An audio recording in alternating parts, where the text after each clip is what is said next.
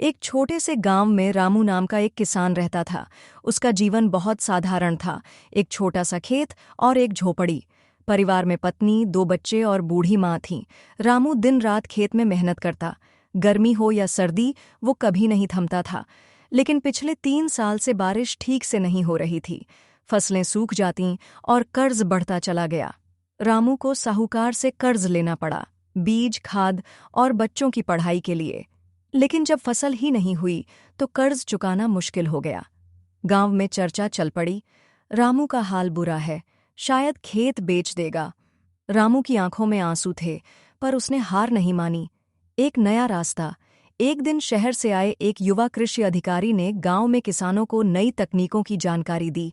Drip सिंचाई, फसल चक्र, जैविक खेती और बाजार से सीधा जुड़ने की तरकीब। रामू ने सोचा, अब तो वैसे भी कुछ नहीं बचा, क्यों ना एक बार कोशिश की जाए। उसने अपनी बची हुई जमीन में कम पानी में उगने वाली सब्जियों की खेती शुरू की, टपक सिंचाई से। खाद की जगह उसने गोबर और कंपोस्ट इस्तेमाल किया और फिर मोबाइल से एक मंडी ऐप डाउनलोड कर लिया, जिससे वो सीधे शहर के दुकानदारों से जुड़ गया। पहली फसल में ही रामू को अच्छा मुनाफा हुआ। धीरे धीरे उसने सारा कर्ज चुका दिया। गांव के लोग अब उसे नया जमाने का किसान कहने लगे। रामू ने बाकी किसानों को भी सिखाया, सिर्फ मेहनत ही नहीं, समझदारी से मेहनत करनी होगी।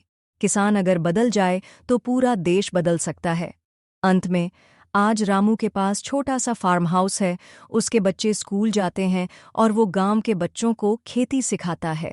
उसका सपना है कि गांव का हर किसान आत्मनिर्भर बने, किसी पर निर्भर नहीं, बल्कि फख्र से कहे, मैं किसान हूँ।